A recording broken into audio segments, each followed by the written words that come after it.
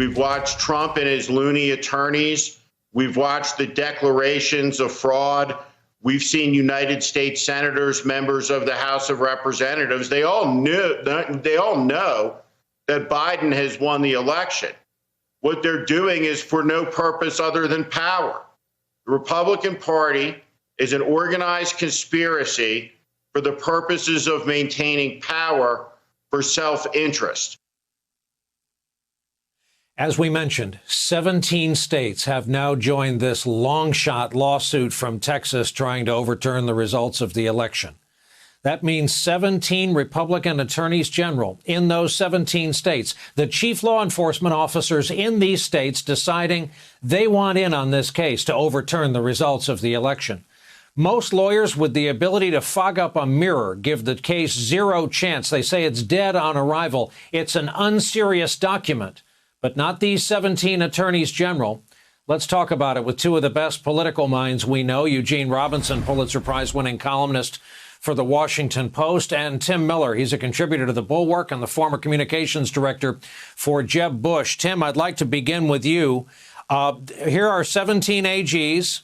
They all have careers and reputations and families back home in these states. Why do you reckon they have signed on to this case, which, again, a reputable lawyer said to me tonight, he's been looking at, it's just not a serious document?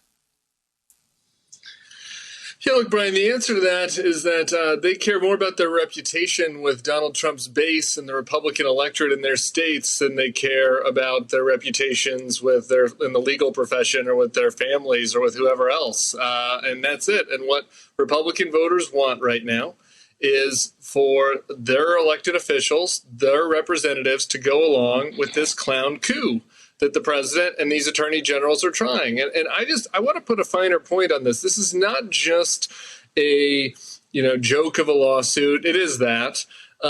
It is also the most undemocratic action of my lifetime, and probably going back into Jim Crow territory for the last time we had an action as this undemocratic. I mean, these 17 attorneys general are not just trying to suppress the vote. They're trying to cancel the fair and free votes that were cast by American citizens in 4 other states. They're not trying to get rid of just illegal votes and keep legal votes. They're trying to get rid of everybody's vote in Pennsylvania, Wisconsin, Georgia, and Arizona who voted by mail as the law in their state stated. That is unconscionable and far outside the realm of some of these other, voter suppression and other debates that we've been having.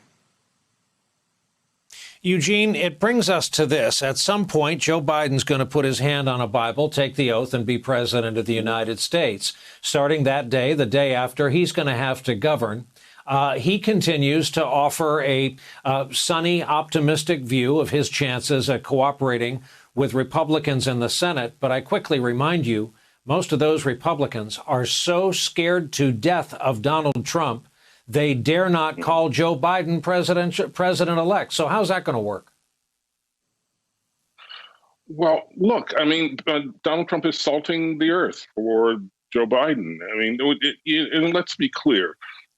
Despite what Leader McConnell and others have said, President Trump does not have every right to pursue legal avenues. Because this is ridiculous. These are not legitimate legal avenues to contest legitimately disputed votes. This is vandalism. This is, as Tim said, a profoundly democratic act. The whole sequence of events, but especially this recent lawsuit, it is outrageous. It is infuriating. Yes, it is laughable.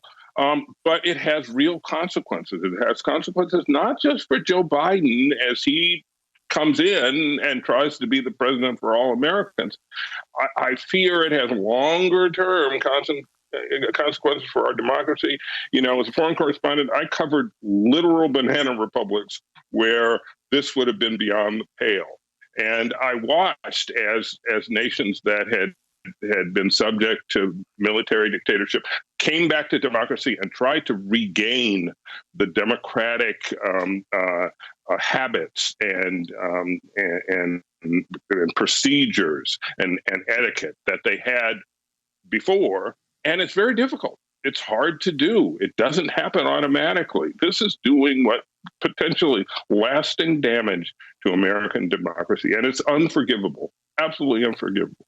Hey there, I'm Chris Hayes from MSNBC. Thanks for watching MSNBC on YouTube. If you want to keep up to date with the videos we're putting out, you can click subscribe just below me or click over on this list to see lots of other great videos.